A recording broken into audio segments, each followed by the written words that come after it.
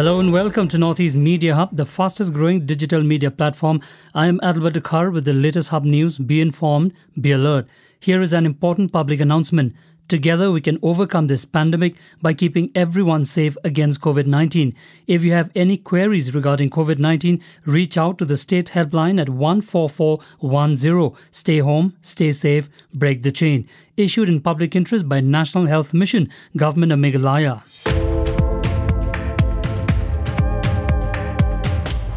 Every year, the state of Meghalaya commemorates his death anniversary, which falls on the 17th of July every year. This year, it will be the 186th death anniversary of Tirot Singh. He is labelled as one of the greatest freedom fighters from the Northeast. He died in captivity in Dhaka on July 17, 1835.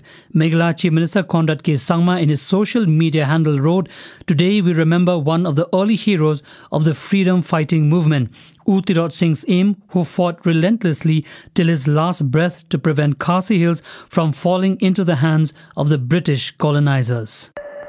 In a welcome news showing the swift progress in COVID-19 vaccination across the state, RR Colony in Rinja locality in Shillong has successfully vaccinated 99.7% of its residents aged 18 years and above.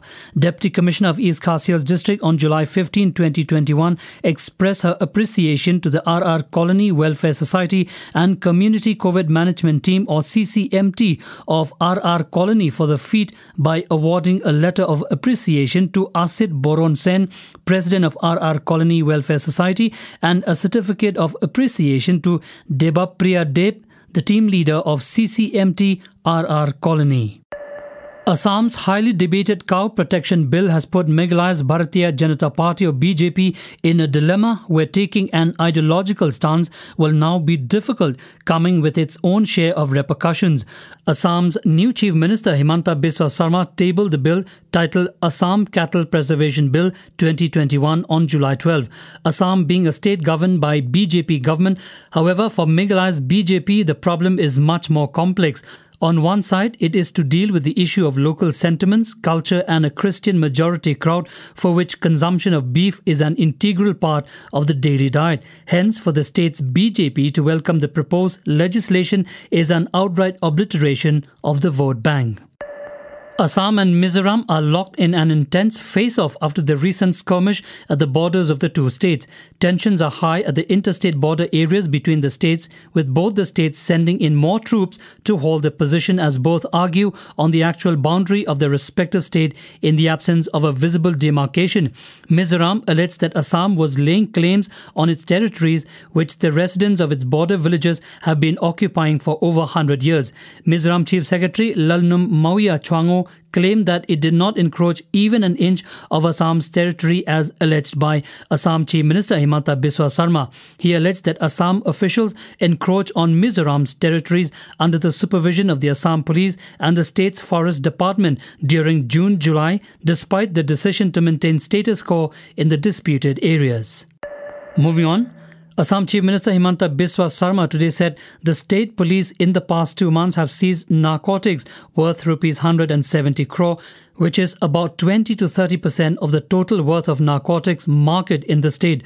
Assam police launched a war against drugs in mid-May this year after being encouraged by the zero-tolerance approach towards drugs by Sarma, who took charge as state's Chief Minister along with Home Department on May 10, 2021. A COVID-19 third wave may hit the country by August end, but it will be less severe than the second wave, says an Indian Council of Medical Research ICMR expert. Dr. Samiran Panda, head of epidemiology and infectious disease at the ICMR, said it is very important for each state to examine the state-level epidemic and take a call, like some of them might be in a situation where they have the very low intensity of the first and second wave. He said that if the restrictions are not maintained now, they then might experience very hard the third wave. The Tripura government has imposed a weekend curfew on Saturday and Sunday, report said. The government has also extended the existing day curfew in Agartala Municipal Corporation area and 11 other towns from July 19 to July 23. The weekend curfew will be enforced from 6 a.m. on July 17 to 6 a.m. on July 19. The decision comes as the northeastern state has seen a rising number of cases and deaths due to the COVID-19 pandemic in recent weeks. The essential movement of all vehicles within Dimapur district in compliance with the Nagaland government order of July 16 will continue in the odd-even system from July 18 till July 31. Informing this, Dimapur Commissioner of Police Rothihu Tetsio in a statement on Saturday said an odd-number day on every Monday, Wednesday and Friday, only vehicles with registration numbers ending with odd numbers 1, 3, 5, 7 and 9 will be allowed to ply. Arunachal Pradesh has reported 443 new COVID-19 cases, taking caseload in the northeastern state to 42,089. The COVID-19 death toll in the frontier state increased to 199 as 2 more persons succumbed to the infection on Friday, officials said. A 70-year-old man from Leparada district succumbed to the disease at the dedicated COVID Health Center or DCHC in Basar due to acute respiratory distress syndrome with COVID pneumonia, State Surveillance Officer or SSO Dr. Lobsang Jampa said.